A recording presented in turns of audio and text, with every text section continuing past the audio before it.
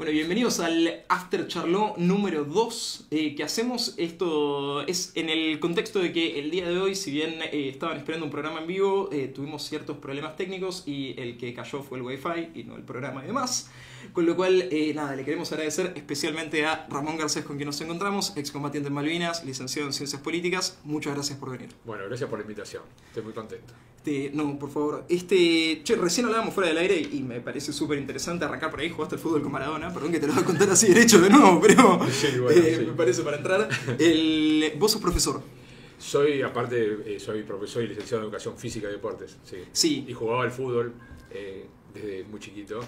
Así que, bueno, jugué en Ferro y jugué en Vélez. Después seguí la carrera al vóley, pero... Claro. Bueno, porque por ese lado quería arrancar, en realidad, que es quién era Ramón antes de Malvinas, qué esperaba ser, cómo te llegó esa noticia. Sí, bueno, esperaba ser exitoso en el deporte, cosa que no ocurrió, por lo visto. Bueno, sí, en parte sí, antes de ir a Malvinas jugaba en la selección de vóley, jugué 5 años en la selección de vóley y después en ese contexto de ese gobierno de facto, de esa dictadura genocida que estaba gobernando, me tocó el servicio militar obligatorio y eso fue muy traumático porque sí. Yo estaba en una militancia juvenil, así yo los veo todos tan jóvenes y me recuerdan en aquellos tiempos. Yo estaba en una militancia juvenil, era presidente del centro de estudiantes del colegio secundario, que era el Comercial 2 de Aedo, que se encontraba en una zona muy, muy difícil, muy difícil porque estaba esa dictadura.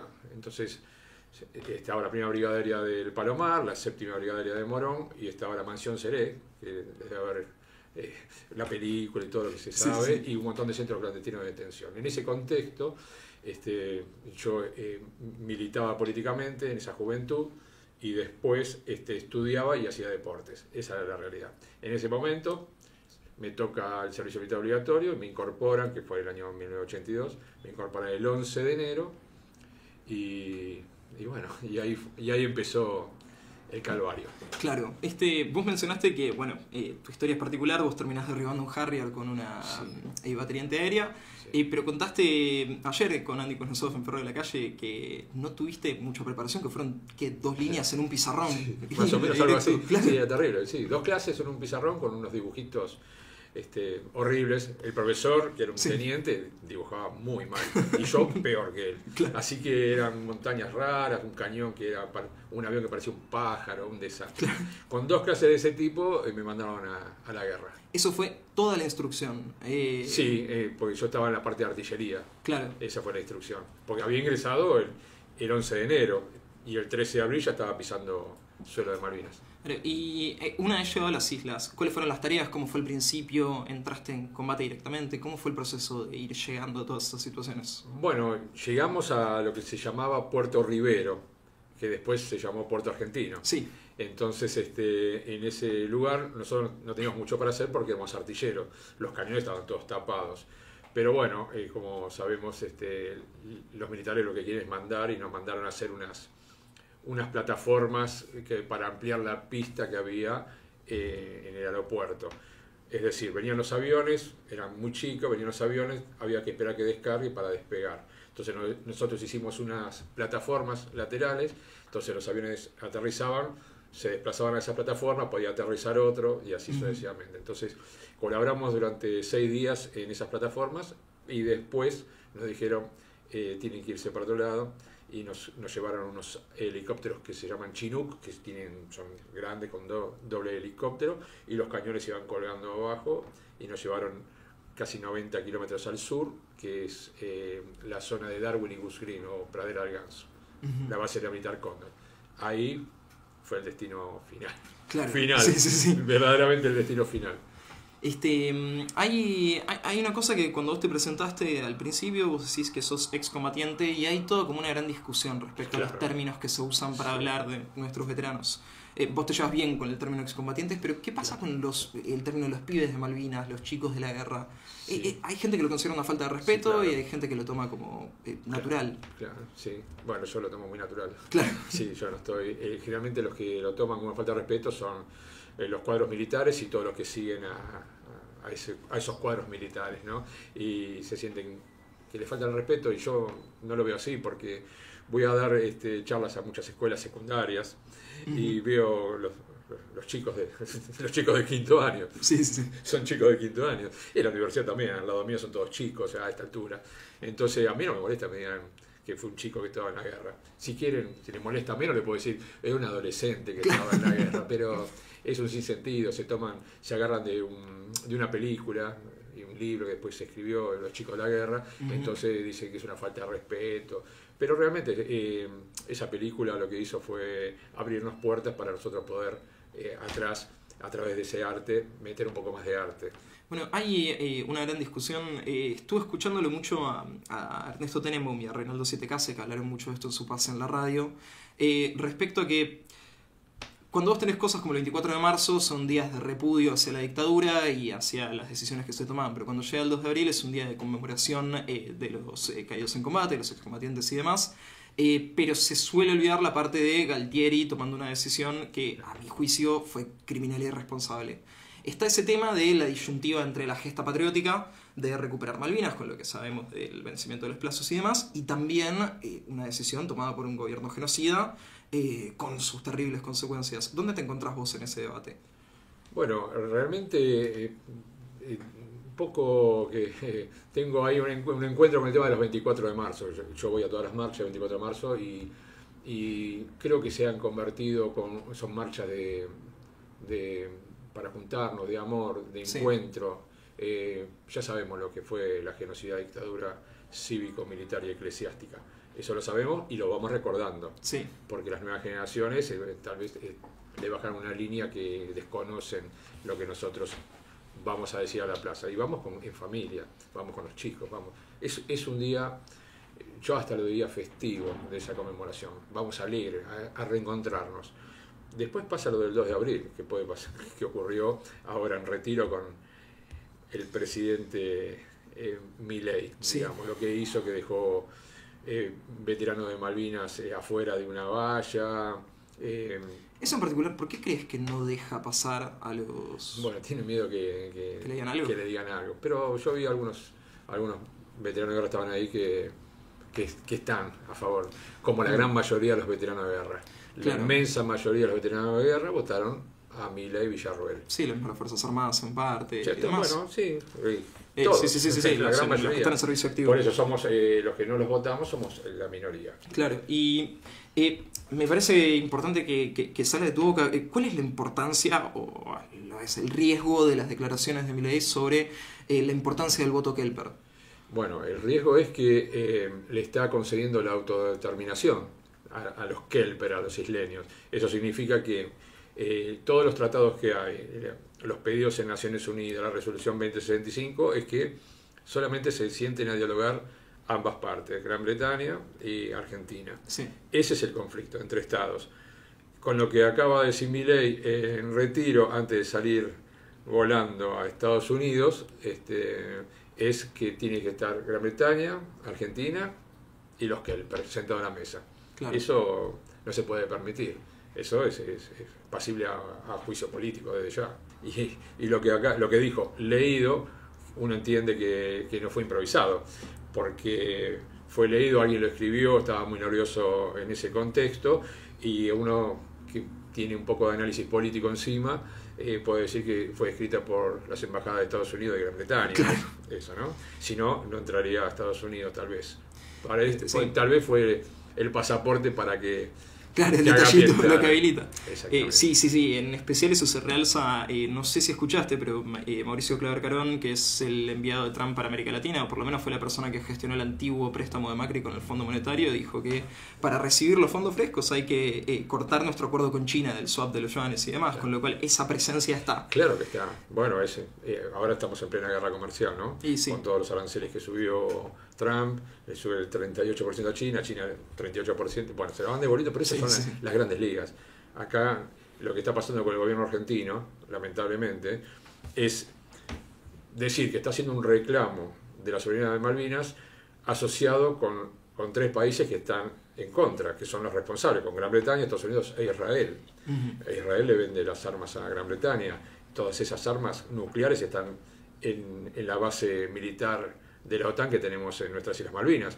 Entonces el enclave colonial es muy fuerte y nosotros estamos con los dueños, digamos, claro, con lo que se apropiaron, y no al contrario. Entonces se entiende ese discurso temblando y tartamudeando. Se ve que estaba escrito por las embajadas.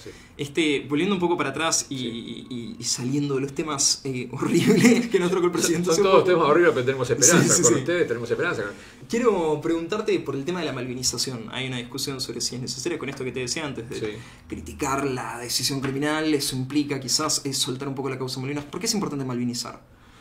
Es importante que se sepa la historia, principalmente de Malvinas, porque las Malvinas en sí, porque las vemos en el mapa solitas ahí cuando lo ponen, porque el gobierno de Macri no la puso en mapas oficiales, bueno, directamente lo sacan, o Chile pone que son propias, ese tipo de cosas, o le ponen Falkland. Son barbaridades que nos faltan el respeto a todos, no solamente a los que estuvimos en Malvinas.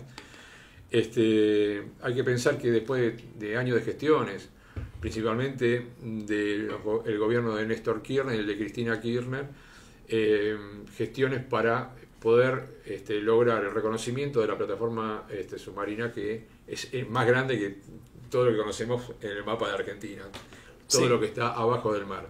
Y ahí abajo del mar hay riquezas extraordinarias, ¿no? Recursos hidrocarburíferos, pesqueros y de todo. Y además, la guerra por el agua que se está dando, que quieren tomar Alaska y están desesperados, y acá tienen a la Antártida al lado, al ladito, a metro prácticamente, y aparte de sacar todos esos recursos sin autorización de Argentina, no pagan, pero muy poquito, porque utilizan el canal bioceánico y se van por el Pacífico.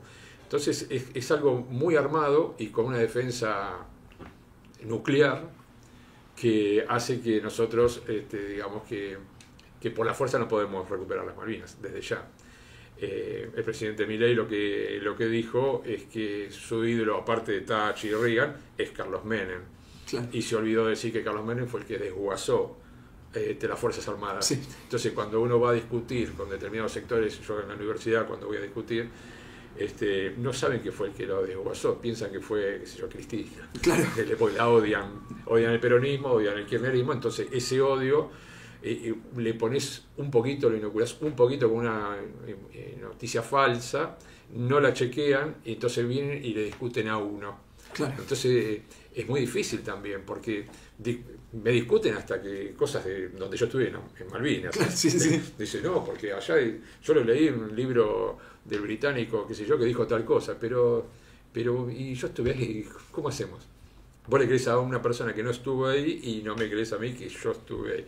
Entonces es difícil la discusión, ¿no? ¿Por qué? Porque el tema ideológico es muy fuerte. La grieta es como las dos Islas Malvinas, el Estrecho San Carlos, bueno, una grieta así, el Estrecho San Carlos.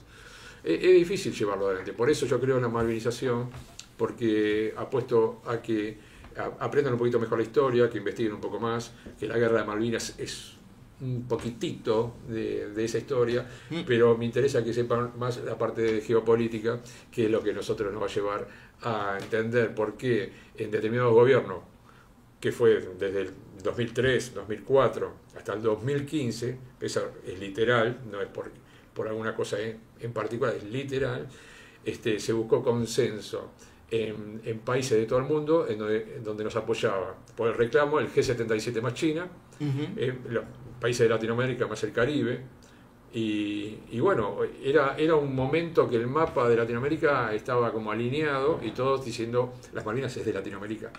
Por eso nosotros decíamos, volveremos a Malvinas de la mano de América Latina. Claro. Bueno, ya que lo mencionas, ¿volviste a Malvinas? No volví. ¿Volverías? Sí, claro. ¿Con pasaporte argentino?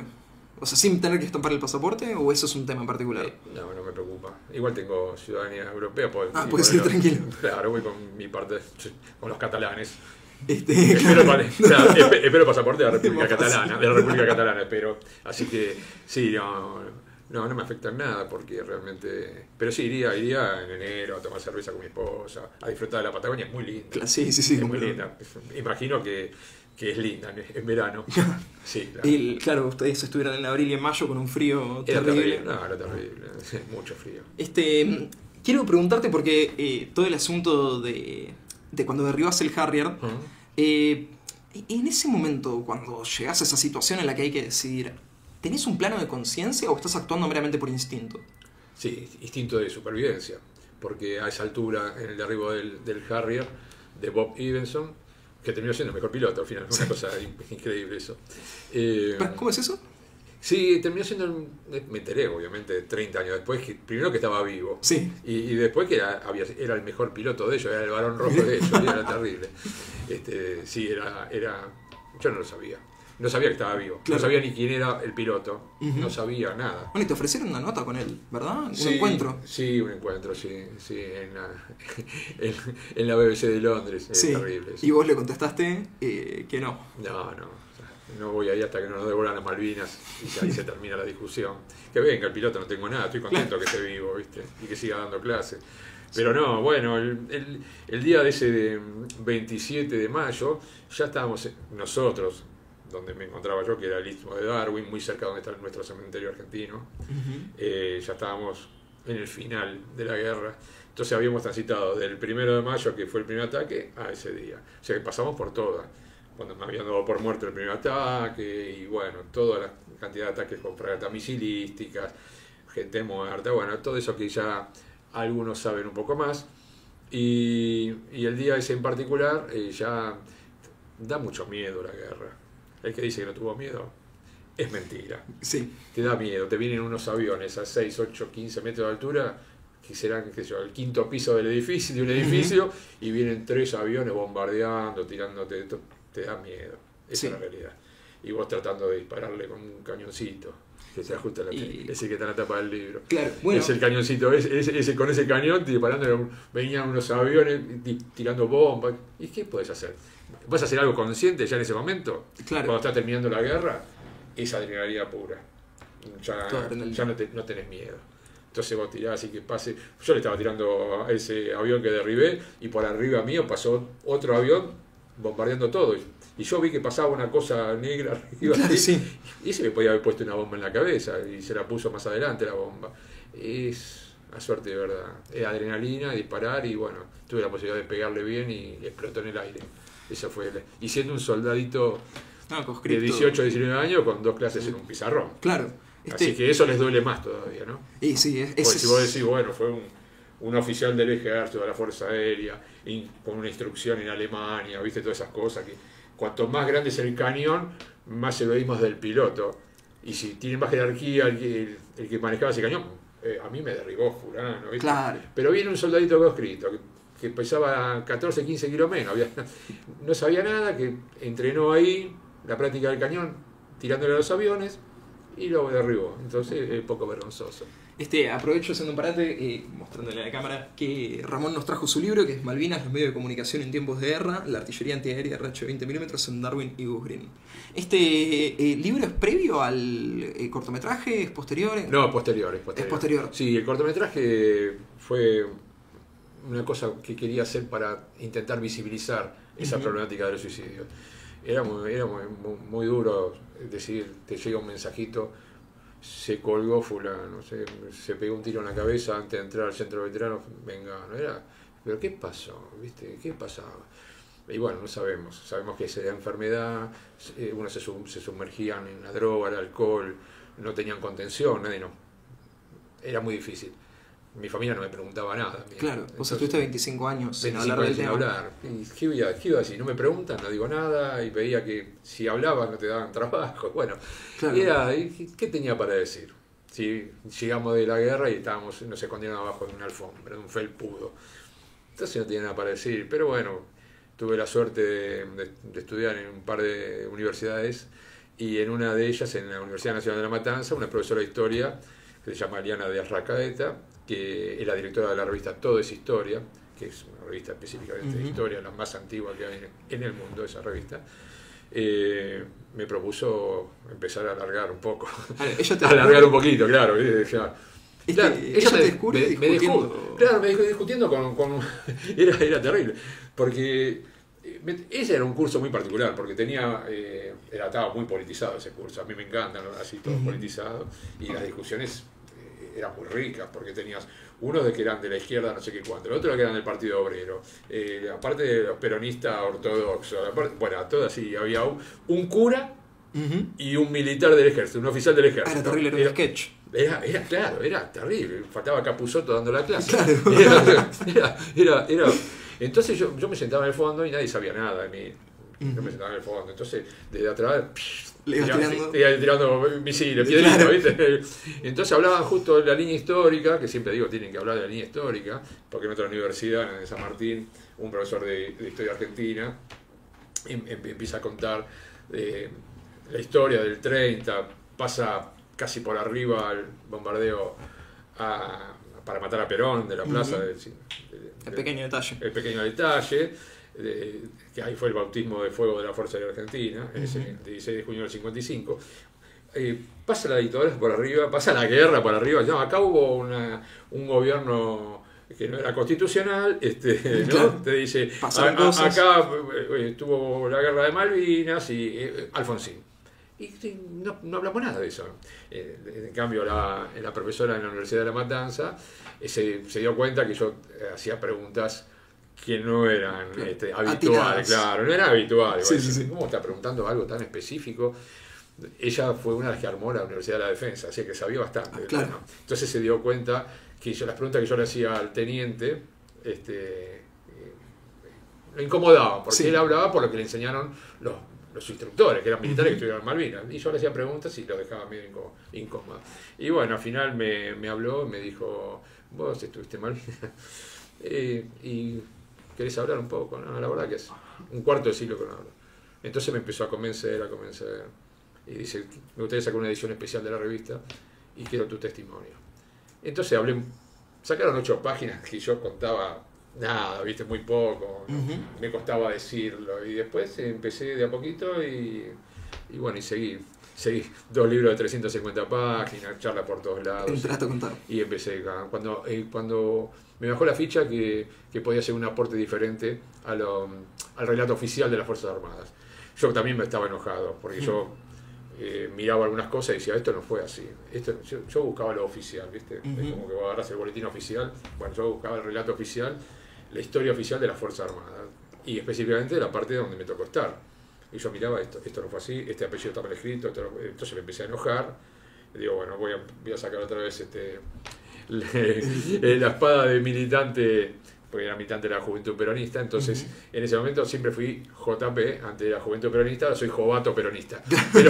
Pero entonces seguí con ese tema y ahí empecé a confrontar. Pero fui primero a los lugares que tenía que ir. Mandé una carta a la máxima autoridad de la Fuerza Aérea en ese momento, diciendo que había cosas que estaban mal, que sugería que se las corrija. Ahí me derivaron a la Dirección de Estudios Históricos de la Fuerza Aérea, con un montón de militares que eran todos veteranos de guerra, pilotos, la Dirección de Malvinas, que el tipo saca libros por todos lados. No sé, estaba planeando una Milei, lo vi el otro día en retiro. ¿Pero?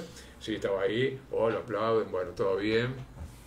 Y en una reunión, una mesa, imagínate, yo siempre de civil, nunca disfrazado de militar, ¿no? Ni para ir a dar ninguna charla, nunca.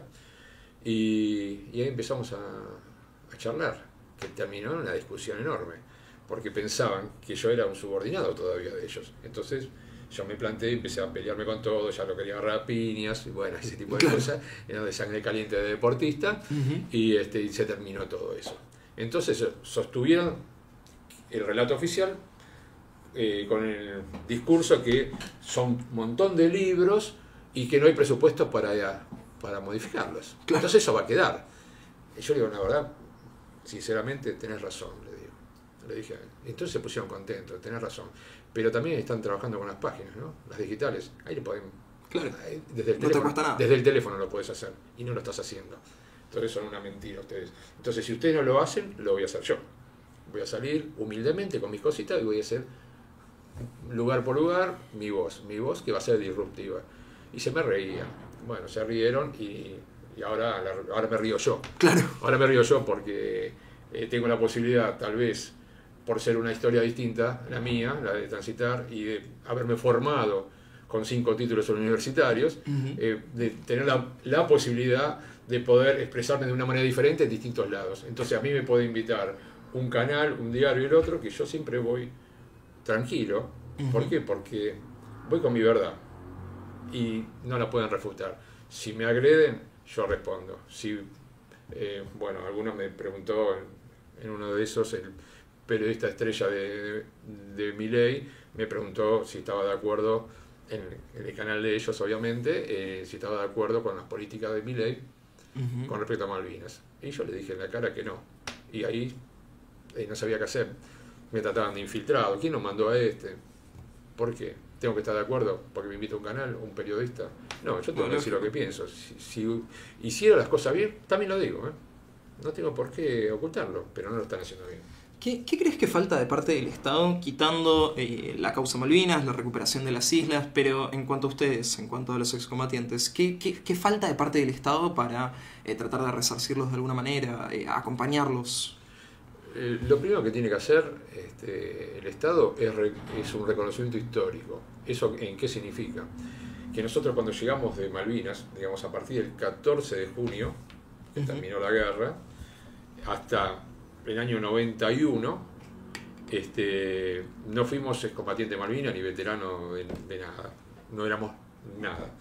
Entonces, a partir del año 92, que nos consideran como que estuvimos en la guerra, y después el gobierno de Menem, que nos dio una pensión de guerra con la jubilación mínima de 150 pesos, pero decía no, pero es 1 a 1, están cobrando $150, claro. ¿no? Que era una miseria. Nos dio eso. Entonces, todos esos años del 82 hasta el 91 no estamos reconocidos, no nos pagaron nunca nada, ni estamos reconocidos tampoco. Entonces es un reconocimiento histórico que hay decenas de proyectos que se han presentado en la Cámara de Diputados. Tenemos un veterano de guerra de diputado que es del Chaco, y solo no puede hacer nada, porque siempre hay negociaciones más importantes que reconocer a los que estuvimos en Malvinas. Pero al margen de eso, hubo una ausencia del Estado durante un montón de años, que no teníamos cobertura médica, no teníamos asistencia psicológica, contención familiar.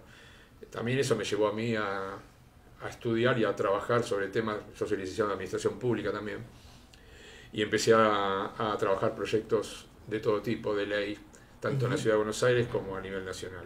Entre esos una ley de salud, la 1636, en la Ciudad de Buenos Aires, que intenta darle cobertura de salud física y psicológica, digamos, no solamente a los excombatientes de Malvinas, sino a su familia. ¿Por qué? Porque nosotros, está estudiado.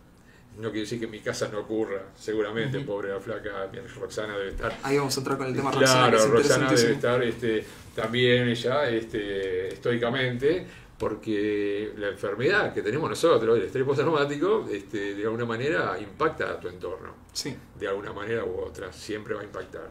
Entonces no saben para dónde, hay momentos que no saben qué hacer. Entonces, esos programas de salud estaban pensados para que ayuden al contexto familiar. Pero ¿qué pasa? Llegó el gobierno de Mauricio Macri a la Ciudad de Buenos Aires y lo desfinanció. Es lo primero que hacen, es desfinanciar para que se caigan los programas. O le cambian el nombre al programa que estaba, le ponen otro nombre, lo desfinancian, sacan profesionales de la salud, a las enfermeras no las reconocen como profesionales, entonces se va cayendo toda una estructura que uno armó durante un montón de años y que tiene una ley que los ampara. ¿Entendés lo que te quiero decir? Entonces, eso trasladarlo a nivel nacional. Hay una ley que dice que el Estado Nacional nos tiene que dar cobertura física, psicológica, creo que era 23.109. Eso está hace muchísimos años. Nunca se cumplió. Entonces, ese abandono, está la ley y no se cumple. Y después hay otras cosas que no son ley y la quieren hacer cumplir. Pero bueno, eso va llevando a que todo se vaya a la salud y las relaciones humanas se van deteriorando. Entonces, ¿qué ocurre? Uno se siente desprotegido, se siente abandonado por la sociedad. Nadie nos entiende, era lo que pensábamos nosotros, yo particularmente, digo, antes que me digan algo, el loco de la guerra y todo lo que decían en esa época, me callo la boca y cuando llegue el momento voy a salir. Entonces, los únicos que empezaron a darle contención a los excombatientes, a los veteranos de Malvinas, eran en los centros de excombatientes, porque uno hablaba y el otro compañero sabía del que hablaba. Claro. Vos sos compañero mío, te digo, ¿te acordás que con la bala, número, no sé qué, el cañón, el otro, te doy información técnica, militar, y vos ya la sabés, no tengo que explayarme. Sí. Entonces es un diálogo común. Después tomaron ese vacío del Estado democrático, ¿no? Los diferentes estados multinivel, ¿no? De multinivel, nacional, provinciales, municipales. Ese vacío que quedó lo tomaron las Fuerzas Armadas como institución. Dice, ¿quién no sabía de la Fuerza Armada que era un cañón o un fusil FAL o lo que sea? Ellos sabían. Entonces dijeron, bueno, este es nuestro momento. Avanzaron las fuerzas militares a invitar generosamente a los que estuvieron en Malvinas y a su familia. Entonces los invitaban a una comida de camaradería, te daban un diploma, una medalla, una garibaldina, una campera de combate, te hacían sentir que eras importante, que eras un héroe, que eras un par de ellos. Se arma un desfile, hay que invitar, son héroes de la patria, ¿cómo no los vas a invitar? Vénganse con la campera que les dimos, cuélguense las medallas y desfilen con nosotros, atrás, en el fondo, después de los caballos, como hicieron en la Avenida Libertador. Todos desfilaban, pasaron la caballería y atrás los veteranos de guerra esquivando la bosta de los caballos. Eso fue así, ¿no? Y entonces, ¿qué pasó? La estructura mental de ese momento era, somos militares, claro, nos están reconociendo los nuestros. Y esa estructura, más los hijos, porque iban en familia, aplaudiendo, viendo a su papá, ¿no? Que era condecorado. Ahora votaron un gobierno que no quiere las Malvinas, que tiene funcionarios que querían cambiar las Malvinas por vacunas y que, bueno, prácticamente decretaron la autodeterminación de los kelpers, los isleños. Entonces, esas son las consecuencias que no se ven, pero todo eso se genera por el odio. Yo soy convencido y tengo años de experiencia como para sostenerlo. El odio es muy fuerte. Entonces llega un momento que ustedes que son jóvenes y que manejan muy bien las redes, cosa que yo no lo hago, pero sí miro como todo viejito, miro un poco ahí a ver cómo están. Yo tengo que hacer análisis político, así que miro bastante también, a ustedes también. Ya me los habían enviado, yo no los conocía, pero un grupo de politólogos amigos míos que son jóvenes, dicen, mira los chicos cómo hablan de política, hablaron de esto, de lo otro, de las elecciones. Bueno, me gusta a mí analizar los programas así. Y entonces llega un momento que vos decís, yo no puedo estar en ese sector, no estoy, porque si entras a una red y uno dice algo o te manda un falcón verde, sí, con el significado que tiene, principalmente para mi generación, y ojalá que sea para ustedes también, el significado, lo que dice, lo que lleva a decir eso, o que te pongan una imagen de Videla con los deditos de 3, dame 3 minutos, ¿entendés? Eso es muy fuerte, porque yo transité eso, yo combatí contra la dictadura, estuve preso antes de estar prisionero en Malvinas por la dictadura, entonces es muy doloroso. Y yo esas cosas no las puedo permitir. Si hay un grupo de amigos o grupos, yo soy deportista, tengo muchos grupos de deporte por todos los clubes que jugué muchos clubes, entonces tengo muchos grupos. Y bueno, la gran mayoría no coincidimos ideológicamente. Pero vos podés discutir, es la época de memes y la época de todo ese tipo de cosas, bueno, de stickers y memes y todas esas cosas, que bueno, estoy adaptado más o menos a esa época. Claro, me divierte también, me divierte. Pero cuando ya viene algo con un falcón verde, no, es un montón. Se terminó. O viene algo con Hitler o con Videla, y ahí se terminó. No, sí, es mucho. A esa persona ya está bloqueada y ya está sacada, ¿entendés? Hasta ahí hay límites. No podés tocar esos temas así, tampoco te podés meter con Evita. No, lógico. Ni con Maradona. Correspondemos. Hay cosas aradas. Aparte, yo cuando entro digo, pongo como condición. Claro. Nada de este tipo. Y no se metan con Evita y con Maradona. No perdono. Hablando justamente de tema de atrocidades, porque es importante, que es un tema que todavía no está resuelto ni saldado, es el tema de los abusos que cometieron los oficiales militares en Malvinas contra ustedes, los soldados conscriptos. Sí. La Sala Primera de Casación, que es donde están los jueces Slocum, Maíquez y Barretaveña, mantuvo abierta la causa por los abusos. ¿Sabés algo del avance? ¿Por qué todavía no se llega a una decisión con eso? Bueno, hay mucho poder, ¿no? Poder castrense que están adentro de los juzgados, porque acá se llevó la causa al sur, es una causa que muy luchada, ¿no? Muy peleada por diferentes sectores de excombatientes. Yo conozco a varios, es más, en mi cortometraje hay un veterano de guerra que fue estaqueado en Malvinas. Bueno, Pablo de Benedetti, que era nuestro otro invitado para el día de hoy, que no pudo llegar, él ha denunciado que lo sufrió. Estuvo, claro, también. Él está en esas causas, la misma causa que trabajó este muchacho, este chico, sí. Este chico que participó en mi cortometraje, ¿no? Sí. Como decir, bueno, te vamos a hacer notar que no todos te tienen que dejar tirado. Vas a participar en un cortometraje donde se va a ver en todos lados. Costó verlo porque lo censuró Macri. Claro. Pero bueno, el Coco Silly, ¿no? Coco Silly, sí. Un fenómeno, Coco Silly. Sí, estuve charlando en la radio ayer con el Coco, antes de ayer. Un fenómeno, sí. Aparte, yo no me lo imaginaba. Yo lo conocía de actor, me divierte mucho porque tiene un lenguaje de barrio como el mío, digamos. Somos de barrio nosotros. Y ¿cómo va a ser de veterano de guerra? Claro. Es algo dramático. Y me juntó Jorge Sonsini, que fue el productor que me ayudó. Me juntó con él y me dijo, yo lo hago yo. Le digo, ¿cuánto me vas a cobrar? Yo no tengo plata, soy un pensionado de guerra. Gracias a Néstor Kirchner tenemos 3 pensiones de guerra y pensiones mínimas. Y me dijo, yo la hago gratis. Cosa de Malvinas, tengo unas Malvinas tatuadas en el cuerpo, la hago gratis. Y tiene un año menos que yo. Claro. Así que le pudo haber tocado a él también, si se extendía la guerra. Así que fue muy fuerte eso. Y bueno, se dio como se dio. Ahora se está dando en todos lados. Muchos centros culturales, en las escuelas voy con la película a debatirlo con los chicos de 4º y 5º año. ¿Dónde se puede ver? Ya la pudimos subir a YouTube y está en la plataforma de Cinear. Ah, perfecto, está en Cinear. Sí, está en Cinear, pero también está en YouTube. Uno la googlea. Yo tengo un canal de YouTube que me ayuda a mi sobrinita. Va a aparecer por acá en algún lado en el video, mágicamente, el link al canal. Ojalá, así lo puedo ver. Ojalá.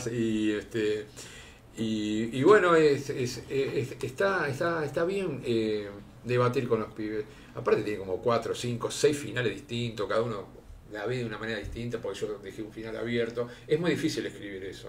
No es que yo sea bueno. Yo no soy bueno escribiendo un guión. Estudié, me preparé un poco. Y tampoco podés ser literal. Claro. Se suicidó, le ves que se pega un tiro. Y aparte no sabemos si se suicidó. No se sabe. Se llama Entre dos mundos, así que pasan muchas cosas cuando lo vean. Hay muchos detalles. Principalmente un detalle que está atrás del ataúd, que no es Jesús. Que no es Jesús. Eso es un gran detalle, lo voy a tener. Averigüen quién es. La mayor parte del equipo técnico que está allá detrás de cámara son todos estudiantes de cine, así que bueno, se pueden inspirar ahí. Sí. Bueno, con estudiantes de cine la hemos pasado en un momento. Sí, tuve una reunión y la pasamos. Bueno, ahora cambió el nombre hace un par de años, ¿no? Te quiero preguntar por Roxana, porque la mencionaste hace un rato, y Roxana. su historia es muy particular.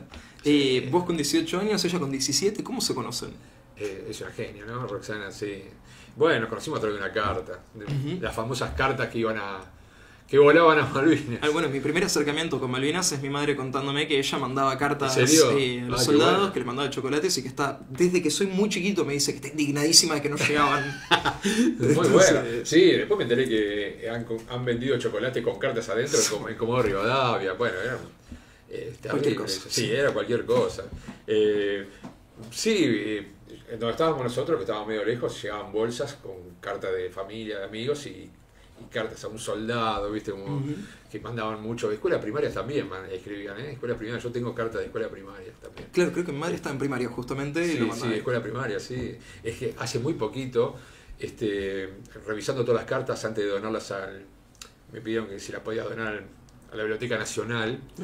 una chica que se llama, una genia, realmente, se llama Ana Guerra. Mirá. Se llama Ana Guerra Bueno, y le interesó todo tenía... eso, era muy importante, ese es un documento histórico, Claro. y entonces me tenía que convencer, dice, vas a estar cerca de Borges, tu carta va a estar cerca del otro, entonces no sabía por dónde, y no podía entrar, digo, yo estuve 42 años guardada, prisionero de guerra, las tenía en la panza, parecía que tenía una bomba, tuve unos problemas bárbaros con esa, sí, fue terrible eso, sí, y me costó mucho pasarlas, pero muchísimo, y digo, aquí se lo voy a dar a la biblioteca, y no, entonces hasta que me tuvieron que convencer, bueno, realmente estuvieron muy bien, me dieron cartas, escritos de gente que después estuvo desaparecida, que escribía cuando estaba en los centros clandestinos en papel higiénico, letrita chiquita, varios tipos de letras, porque se iban pasando por un agujerito. Eso lo tenían conservado. Esa fue la bala de plata que tenía para convencerme. Venían con una carpeta larga, ¿viste? Así te mostraban. Y venía así, con guantes. Digo, ¿qué pasó? ¿Viste? Claro. Y de repente abren así una carpeta rara, un material especial, ¿viste? Que es inifu, no sé qué más. Y abren así, y digo, ¿qué es esto? Y tantos años pudieron conservar esto de esa manera. Listo, me convenciste. Mis cartas vienen acá. Claro. Y entre todas esas cartas Las van a tratar con cariño, por lo menos, y con cuidado. y aparte de consulta de politólogos, historiadores, bueno, es muy importante. Y me acompañó Roxana, ¿Qué? porque ahí mismo también iba la carta que me mandó ella. Claro, con usted... turba, con manchado de turba, con mi nombre que me había inventado ahí. Cristian Javier. Con Cristian Javier. Claro, porque la historia tuya es que ustedes se conocen por carta y a vos te dan por muerto cuando Claro. sucede lo del Harrier, porque ese mismo día es que volás por el aire. El primero. Ah, el primer día. El primer día. Ese fue el primer día, el primer ataque. Es como si se cae una bomba y vos salís volando, pero Volvimos. sobrevivís. Claro. Te dieron por muerto y por los registros vos no podías decirle que eras Ramón. Es que ya era gracioso, siempre tuve sentido del humor, Sí. esa es la realidad. Y hoy también. Si tuviese un poco más, diría un montón de cosas más porque me divierto. Pero en ese momento me causaba gracia, ¿cómo me dieron por muerto? Y estaban todos muertos alrededor mío, había como 7 muertos ahí, y yo me levanté todo. Y fui a ayudar a los heridos. Bueno. Y cuando me entero de eso, digo, me pongo un nombre inglés, digo, para divertir, y le puse Christian, así que no, un Christian así no, Christian, y me quedaba, digo, ay, en esa época también había esas novelas, esos culebrones venezolanos, ¿viste? Un poco de cara de Cristian tenés. Cristian Javier le puse, Claro. ¿viste? Con esta la mata. Doble apellido metías después. Me faltó poner Garcés Zavala, que también me figura, y después, bueno, ella me respondió, Cristian J. Se ve que el Javier no le iba mucho, ¿viste? O le quedaba muy extenso. A una florcita por ahí atrás puso, ¿viste? Roxy, una florcita. Sí. Y bueno, te preguntaba cómo te llamabas, y ahí estaba el nombre. Y cuando cumplí los años, que ahí nomás cumplí años, y me mandó una tarjeta con Snoopy. Digo, con Snoopy, a veces veo algún Snoopy en algún negocio y me causa mucha gracia. Y todavía está Snoopy, ¿viste? Como con Mafalda, ¿viste? No envejecen nunca. Hay una cosita más de Roxana que creo que no te escuché contar, que quería volver un segundo, si me permitís. ¿Cómo es el momento cuando se ven cara a cara la primera vez? Es tremendo eso. ¿No? Primero ella, con 17 años, en plena dictadura militar, llamando por teléfono al edificio Cóndor, que es de la Fuerza Aérea, porque yo estuve 15 días de prisionero de guerra, entonces estuve, 7 días en donde combatí, en Pradera del Ganso, Goose Green, después en San Carlos, que es donde desembarcaron las tropas británicas, que era un chiquero, era un campo de concentración a cielo abierto. Ahí la única foto que tengo es ahí, en ese lugar, me la sacaron los que nos tenían apuntado. Esa foto en la que están todos, hay un montón de soldados, vos estás más sobre la mano izquierda, ¿no? Sí, la foto, sí, esa la vi. Y la panza, ¿Y la panza? ¿Esas son las cartas? Son las cartas, sí, porque yo tenía 15 kilos menos. Todos dicen, pero era inverosímil, estás todo flaco, pero tenés panza, ¿qué sos africano? Me decían, no, pero escuchame, son las cartas que tenía escondidas ahí. Bueno, después pensaban que eran, cuando nos subieron al barco pensaban que tenía una bomba ahí, entonces me apuntaban, y yo tenía que hacer así como parecía una película Expreso de Medianoche, que hablaba así, iba a estallar todo, bueno, fue terrible, fue muy traumático, pero las pude recuperar. Y en ese interín, que estábamos en el barco, pude recuperar las cartas, y ya decían, y nos llevaron hasta Montevideo, hasta Uruguay. Entonces los medios ya decían, los prisioneros de Darwin ya regresan de Uruguay a Argentina. Entonces empezó a llamar al edificio Cóndor y preguntar si entre los prisioneros de Darwin estaba Cristian Garcés. Claro, Cristian no existía. Claro, entonces los tipos primero le decían que no decían, acá no podemos dar información, esto. pero yo estoy en quinto año y yo quiero saber si Cristian está. Y, bueno, y seguía insistiendo, brava, insistía. Y no sabía, estaban hablando que te tiene que dar información la dictadura.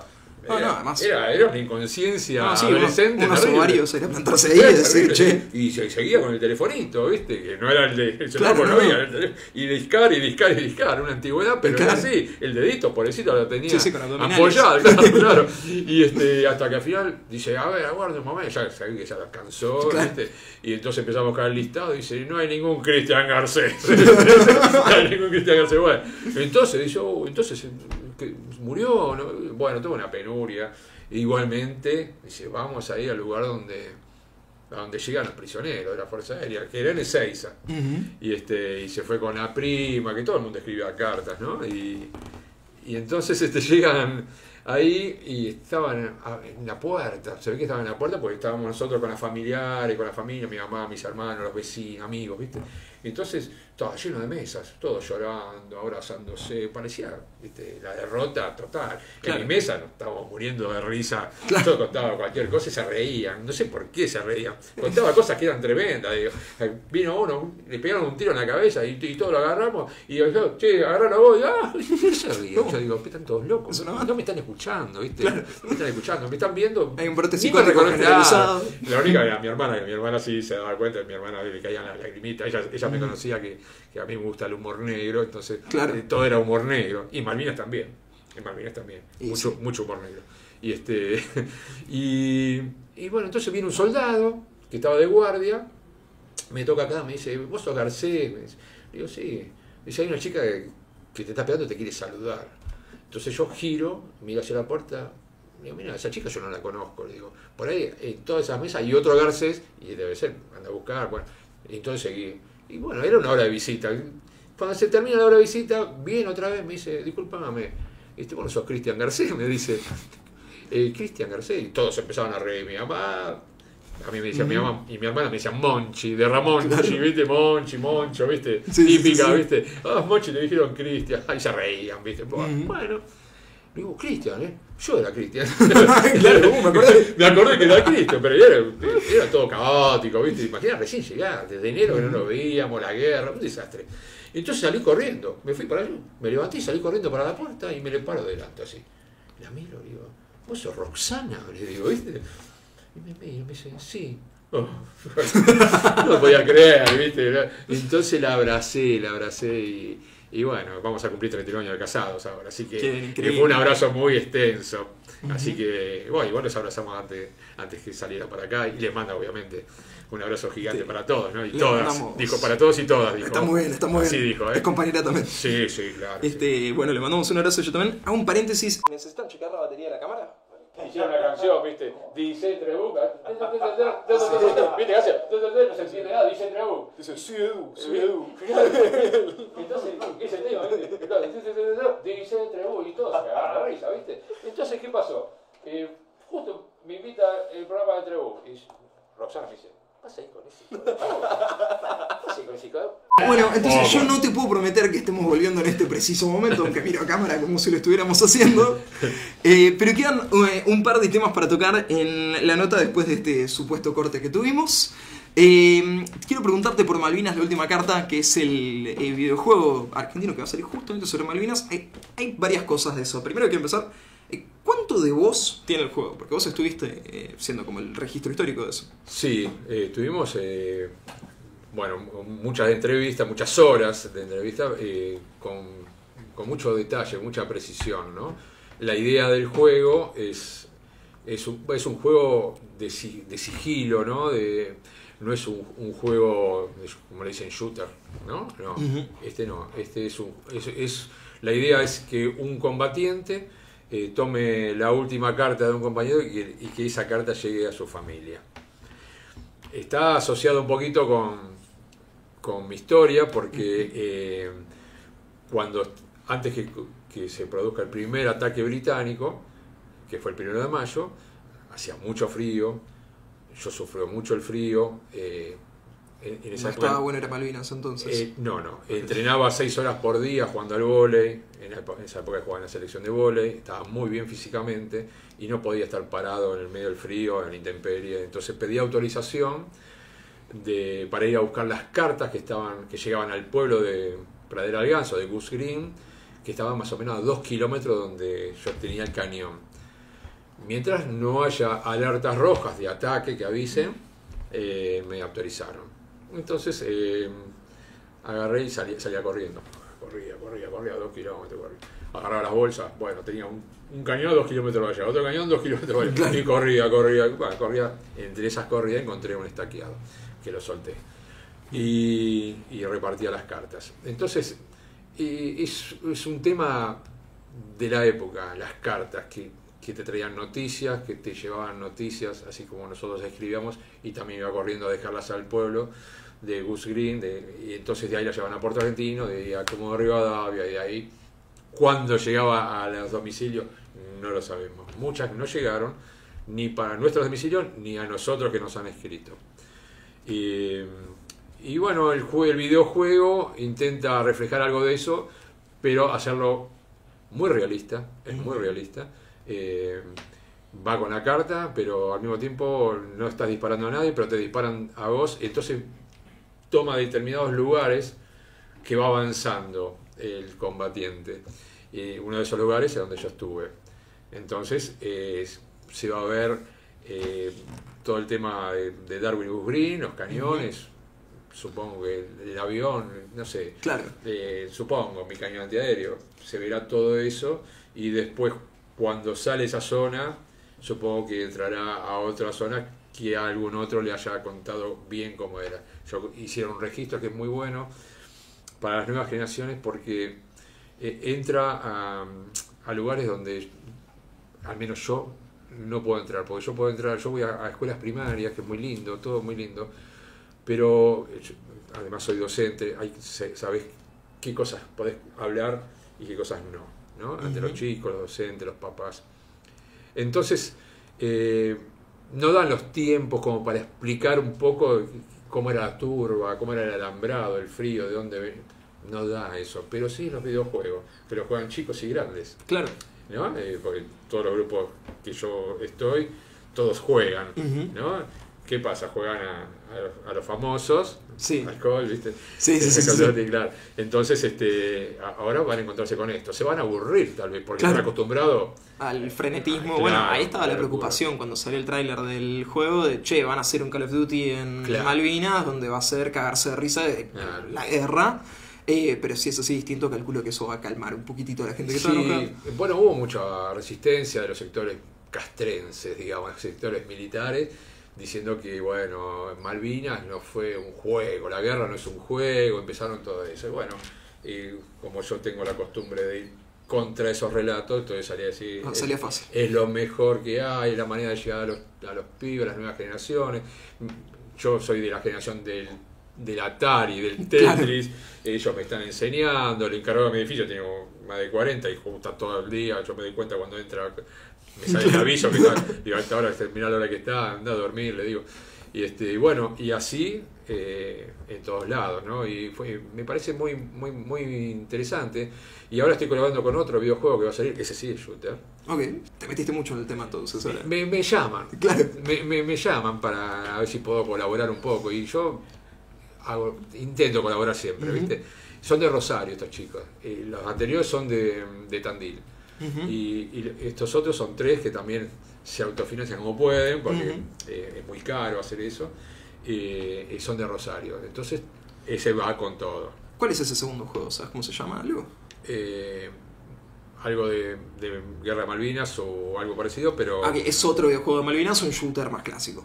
No, es de Malvinas. Ok, sí, por eso digo. Es de Malvinas y es un shooter más clásico. Ahí va, sí. Sí, es más clásico, y vas a ver el crucero General Belgrano, vas a ver las bombas, vas a ver derriba aviones, vas a ver de todo.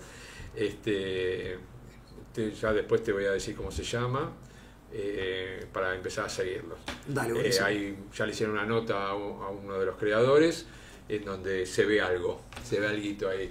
Estamos esperando que se hagan un buen tráiler para poder largarlo, pero tienen que definir, porque es muy difícil porque este va de otra manera. Claro. Este va de otra manera. Así que son todos muy realistas. El primero es muy realista, la última carta, y hace referencia también, ¿no? La última carta es muy importante. Yo conocí a mi señora por carta.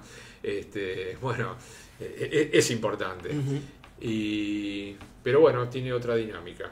Entonces, ¿consideras en general el rol del entretenimiento con Malvinas una buena forma de divulgarlo? Porque no hay tanta película sobre la guerra en sí. Ahora los videojuegos, estos son los primeros que están saliendo, por lo menos que escucho yo. Como que quedó como esta cosa medio tabú, medio que es un sacrilegio tocar. Sí. Es la mejor forma de hacer llegar a otra gente. Sí, yo creo que para determinados sectores, ¿no? Franjas etarias, desde los más chicos hasta... Bueno, ya estoy viendo que a 40 años...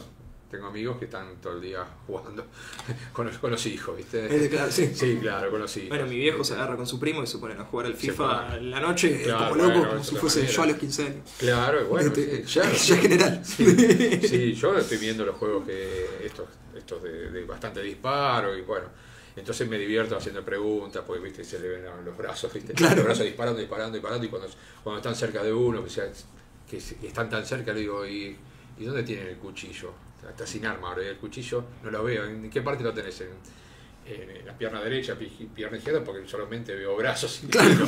¿De dónde lo agarro? ¿Viste? Claro, falta algo ahí, ¿viste? Sí. Entonces me divierto. Pero bueno, me parece una buena manera, sí. Los videojuegos en esta era tecnológica creo que nos ayuda a nosotros a seguir malvinizando, porque es una manera, como bien vos preguntás, si vos me estás preguntando es porque hay algún interés también, o porque te enteraste, o porque te gusta jugarlo, o algún amigo tuyo les gusta jugarlo. Y entonces, si a la edad que tienen ustedes les interesa, entonces es una buena opción, ¿no? Porque ustedes, porque son profesionales, pueden leer el libro que les traje, lo pueden comprender, que tiene que ver con análisis de medios, ¿no? Pero profesionales es mucho, ¿vale? Para mí son profesionales. Para mí son profesionales, porque cuando hacen un producto profesional son profesionales. Muchas gracias. Porque no solamente profesional es el que tiene a un título universitario ya cerrado con monio, ¿no? Hay trabajo profesional que se nota y yo que estoy acostumbrado a andar así en lugares más pequeños, como les dicen, no los grandes tanques que tienen todas las producciones. A mí me gusta mucho estar con producciones más caseras, porque sé que hacen un esfuerzo enorme para poder llevar adelante una voz, un pensamiento, un discurso y bueno, y transmitirnos algo diferente, una mentalidad distinta. A mí me gusta eso. Bueno, muchísimas gracias.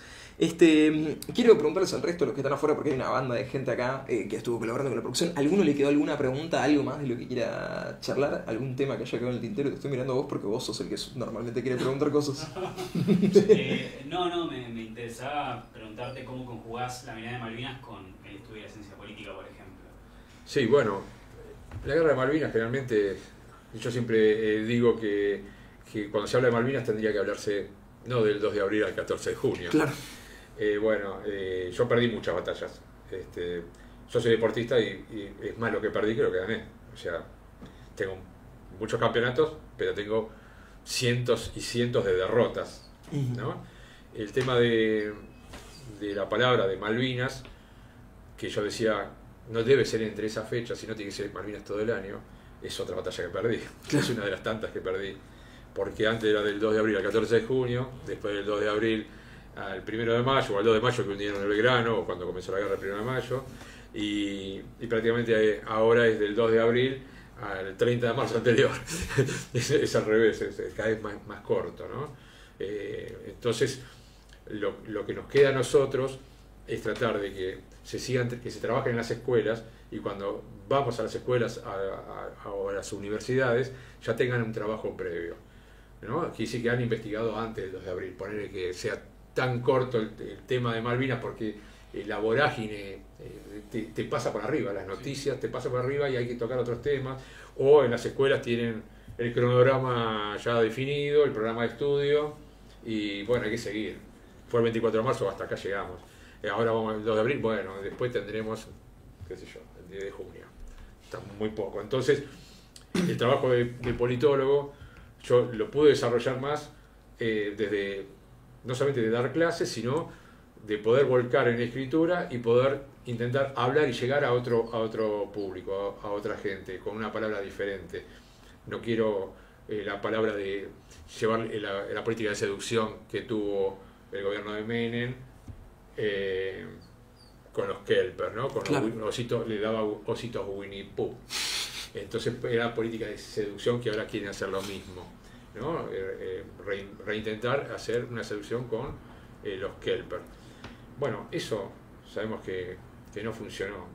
A eso tenés que llevarle una contrapropuesta. Todavía hay sectores que van a escuelas disfrazados de militares y llevan pertrechos para mostrar esto usamos en Malvinas. Balas de cañones, donde comíamos, radios y espadas, qué sé yo que llevan, lanzamisiles, y todavía siguen entrando a las escuelas, lo dejan entrar a las escuelas, ¿no? Entonces es una pelea que la estoy dando, que todavía no termino y la estoy perdiendo, pero no pierdo las esperanzas de que al menos esa la pueda lograr, porque lamentablemente ocurrió en otros gobiernos. Lo que no quiero, me duele que ocurra en el gobierno de la provincia de Buenos Aires, por ejemplo, ¿no? Que donde hay un ministro de Educación que es muy bueno, que fue ministro de Educación de la Nación, es un Sileoni,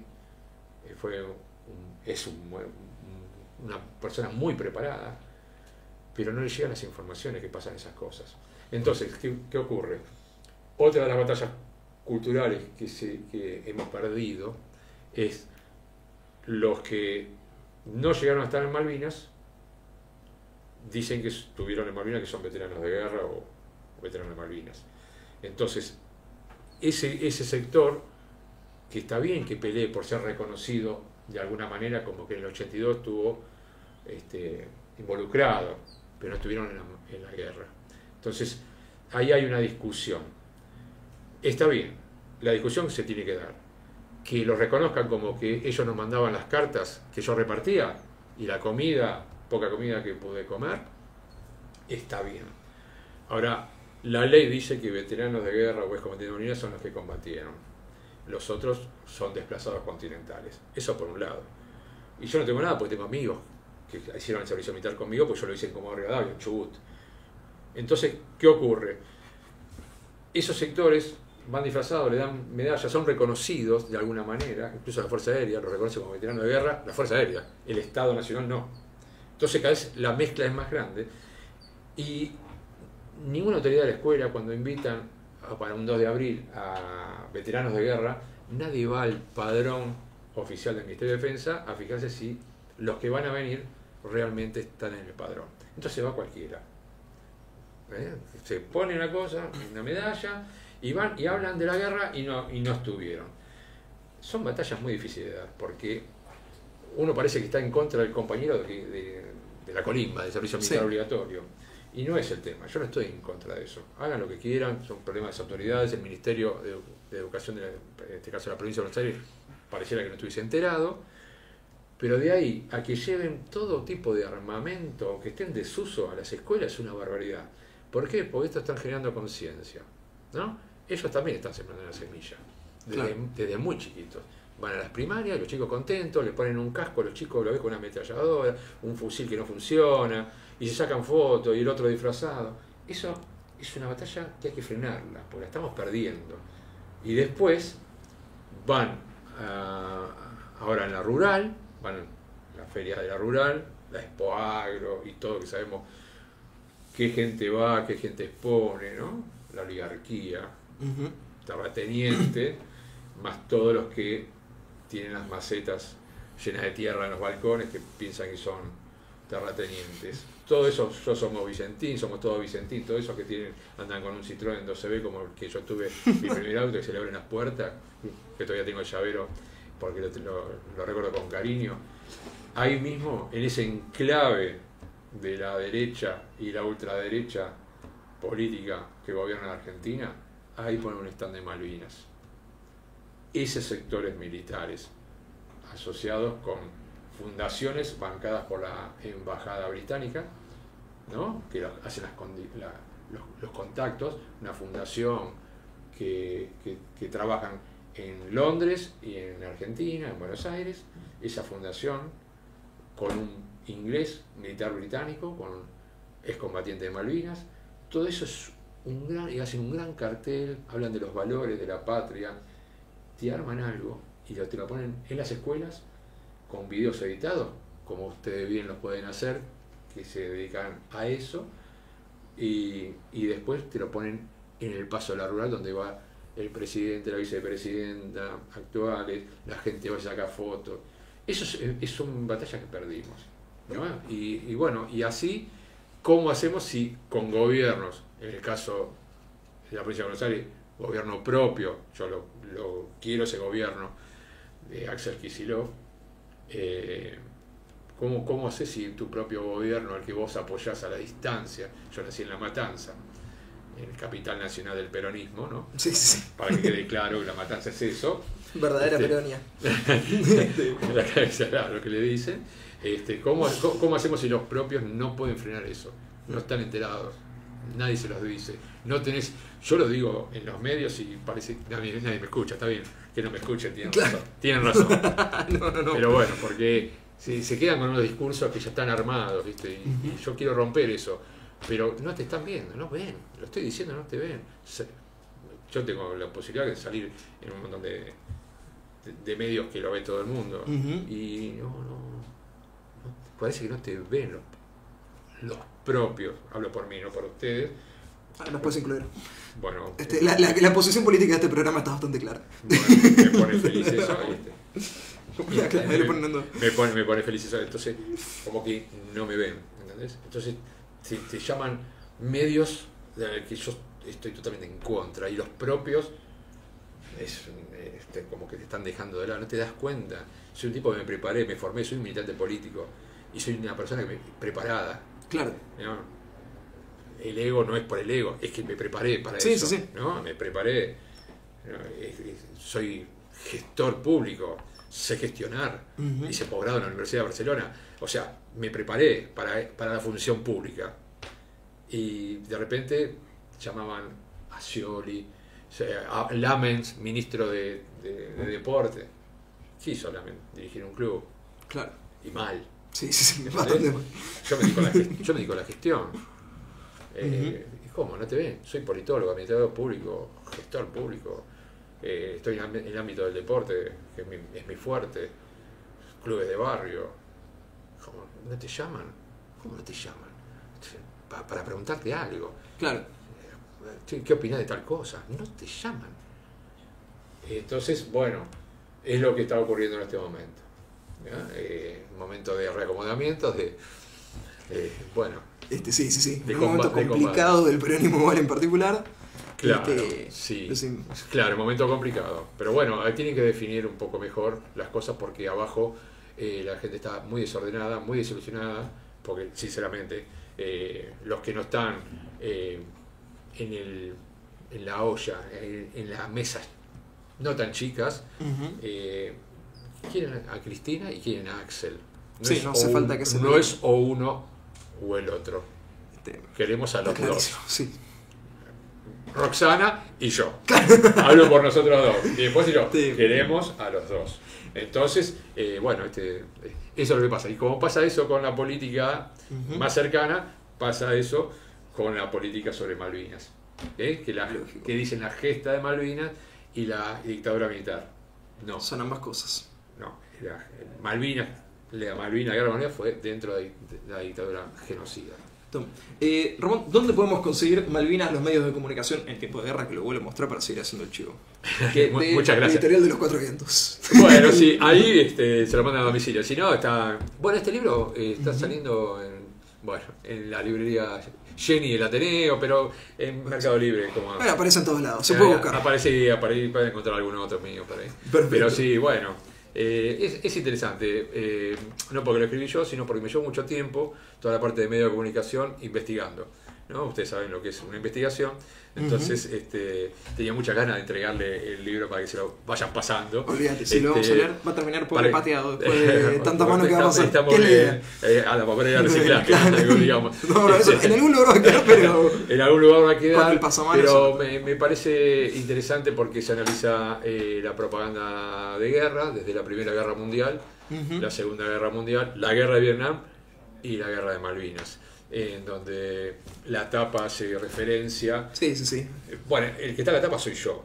Con el Claro, esa es tu diario. foto con el... Claro, pero la idea fue hacer la tapa de la tapa, digamos, la tapa de la tapa falsa. Esta es una Claro. tapa falsa de la tapa falsa que publicó la revista Gente, Sí, con el estamos famoso estamos ganando, seguimos ganando. ¿Se dan cuenta? Entonces, ¿qué hice? Como ellos hicieron una tapa falsa, le saqué la foto una foto falsa, muy, muy mal hecha, aparte, con una mentira muy grande. Ujú. Entonces le puse otra mentira, ¿no? Que yo estoy en la tapa de la revista. Claro. No, yo no estoy en ninguna tapa de la revista, pero es una manera de denunciar desde antes de comenzar a abrirlo, a abrir la dedicatoria. Ujú. Bueno, ahí le estoy diciendo algo. Pero es muy interesante ver todo lo anterior como a través de la fotografía, ¿no? A través de la fotografía, analizando las dos tapas más importantes de las revistas en ese momento, que eran Gente y 7 días, y hacer un análisis de las fotos. Entonces, habló mucho de fotografía, antes era de pintura, sobre el cine, sobre la radio, cuando empezó a venir, que ahora se hace todo con un clic. Claro, sí. Usted lo sabe mejor que yo. Excelente, entonces bueno, a medida que lo vaya leyendo te voy a ir escribiendo. Vamos charlando del tema. Sí, Y- no hace falta que pongas los arroba y todo eso cuando están los insultos, ¿viste? Claro. Podés decirlo, lo podés escribir, no hay Excelente. problema. Lo voy a comprender. Che, nada, Ramón, quería decirte que cierres la nota como vos quieras, si algo faltó, si quedó algo que quieras contar, decir, lo que sea, libremente.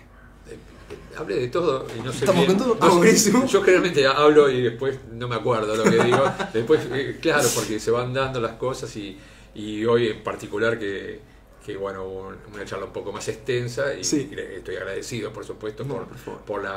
por la buena onda y bueno, por el trabajo que hacen. Yo respeto mucho el trabajo. Así que no quiero trabajar más si es posible, pero respeto el Nosotros trabajo que como- hacen ustedes, las nuevas generaciones. No, respeto mucho eso y me encanta que se metan en temas de política en sí, porque como todos dicen, ¿no? La política es la herramienta para cambiar la realidad que tenemos, que es bastante espantosa. Ujú. Y bueno, a través de escuchar, de tomar información, uno puede hacerse un panorama de lo que está ocurriendo y lo que podría aportar para cambiar. Con el tema principal, yo siempre voy a estar agradecido a las invitaciones, pero más agradecido estoy con Roxana, mi esposa, porque sin ella yo hoy no estaría acá. Esa es la realidad. Ella me contuvo, 39 años de casado, me contuvo bastante. Hasta me acompañaba a vender alfajores cuando éramos novios en la calle. Ella salía de estudiar y venía y me hacía compañía mientras yo vendía 18 alfajores de Guaymallén por un austral. Usted tendría que googlear, investigar qué era esa relación de alfajores con esa moneda con un nombre tan raro que un austral. Así que después vino todo lo que vino, Plan Primavera y todas esas cosas. Sí, sí, sí. Y bueno, ya eran menos alfajores. Ahí estoy en una foto con un cartel que decía 9 titas por un austral. Las titas. Bueno, nuestra generación tiene eso de los Guaymallén, de que al principio era en el recreo de la primaria por 25 centavos, te llevas 15 Guaymallenes y ahora estás como 1000 pesos. Claro, yo sorprendido, yo fui vendedor en trenes y yo era vendedor. A mí me gusta que me vendan, no me gusta comprarle a los vendedores ambulantes. Me gusta yo fui vendedor de libros también, ¿no? En la historia Sopera, en Círculo de Lectores, que me escribió uno de los fundadores del Círculo de Lectores, que me quiere conocer, vive en Estados Unidos. Me invitó a su casa, una cosa, todo por unas notas, ¿viste? A ustedes pueden salir por cualquier lado. Claro. Y bueno, veo a los vendedores por ambulantes que te dejan cosas y no te venden. Entonces yo no compro nada, le agradezco obviamente. Claro. Pero a mí me gusta que me vendan. Y el otro día subió al tren Mitre, un vendedor de alfajores. Y fue muy bueno, me hacía acordar cuando yo era chico. Yo a los 8 años me vendía. Claro. Pero este vendía muy bien los alfajores. Y me encantó. Eran los Guaymallén, pero en un formato, un envoltorio diferente, ¿viste? Claro. Cuando después Guaymallén ya me gustó, ya me sentía Había algo, ¿viste? algo. Había algo, ¿viste? Alguna comunión con ese vendedor, pero aparte era vendedor. Claro. Era un muchacho vendedor y me gustaba como lo iba diciendo. Y en un momento dijo el precio, que me parecía una locura. Y digo, ¿quién va a tener esa plata en el bolsillo? Claro. Estamos todos con la sube, ¿viste? Sí, sí, sí, A ver menos cuánto 550. Claro, dice, y no se hagan problemas por el efectivo, porque me lo pueden transferir. No, Fenómeno. Y veía a la gente, decía, ¿a dónde? Y transfiriendo para comprar alfajores en el tren. ¿Qué era? Fenómeno, ¿viste? Otro Así planeta, yo le compré. Muy bien. Le pagué en efectivo porque, ¿viste? Hasta que encuentro, le pagué en efectivo. Bueno, Y después los regalé, ¿eh? Ah, muy bien. Sí, yo compro y le regalo ahí a los chicos. Esto, no sé si lo pueden editar. He comprado hasta medio hachas. Sí, compré medio hacha en un colectivo, era un fenómeno vendiendo medio hachas. Las colgaba, le clavaba un tramontín, los cruzaba así, no se rompen, decía, un fenómeno. Entonces yo le compraba por los vendedores, después me bajaba y se la daba a una señora que estaba en el asiento. No, algún vendedor hay que comprarle. Vale. Bueno, Ramón, muchísimas gracias por venir. Yo por lo menos la pasé excelente, espero que vos también. Sí, yo me divertí mucho. Muchas gracias. Le agradecemos especialmente también a Roxana. Y también a Facundo Martín, a Pedro Martín que está por allá, a Manuel Perlstein, a Camila Bóscolo, a Juan Mango que se encargó de producir esta nota. Muchas gracias especialmente Juan y a Fermín García Aguilar. Nosotros nos volvemos a encontrar la semana que viene. No vamos a estar en el estudio como de costumbre porque si bien lo que pasó hoy es que se cayó el wifi, la semana que viene van a estar pintando, así que continúan los problemas técnicos y no nos dejan volver al estudio. Así que Alguien Cae va a volver a hacer Afterchon, que era nuestro nombre previo antes de cambiar de estudio. Así que nada, nos volvemos a encontrar la semana que viene. Muchas gracias Ramón de nuevo por venir. Gracias, un abrazo malvinero para todos y todas.